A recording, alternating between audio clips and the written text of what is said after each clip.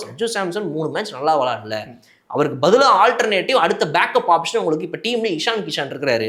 நீங்க வந்துட்டு இப்போ திலக் வர்மா வந்துட்டு இப்போ சரியாயிட்டார் அப்படின்னா உங்களை 1 டவுன் திலக் வர்மா தான். இஷான் கிஷானுக்கு அங்கே வேலை இல்லை.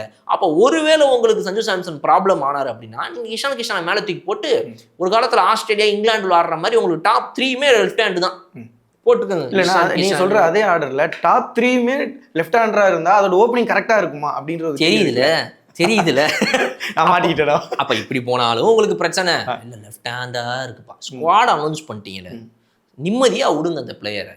அது சஞ்சு சாம்சனா இருக்கட்டும், ராகுல் டிராவிட் ஆகட்டும், மகேந்திர சிங் தோனி ஆகட்டும், சச்சின், யாரோ ஒருத்தவங்க ஸ்குவாட் அனௌன்ஸ் பண்ணிட்டீங்க, விடுங்க ரிலாக்ஸ்டா ஆடிட்டு போறாரு அவர் பாட்டுக்கு.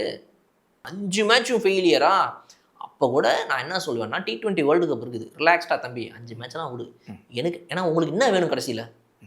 T20 வேர்ல்டு கப்பில் என்ன வேணும்? கப்பு தானே வேணும். அப்போ நீங்கள் என்ன சொல்லணும் ஒரு பிளேயர்கிட்ட, பிசிசிஐ, சஞ்சு உன் டேலண்ட் எனக்கு தெரியும், ஏதோ 5 மேட்ச் சரியா இல்லை, T20 வேர்ல்டு கப் ஸ்குவாடில் நீ தான் என் ஓப்பனர், நியூஸில் அவன் 1000 பேர் நான் பேசிட்டு போட்டோம், நீ தான்டா என் பிளேயரு, போய் ஆடு மச்சான் போ அப்படின்னு ஒரு பிளேயர்கிட்ட சொல்லுங்க. அதுதான் ஒரு கோச் பண்ண வேண்டியது.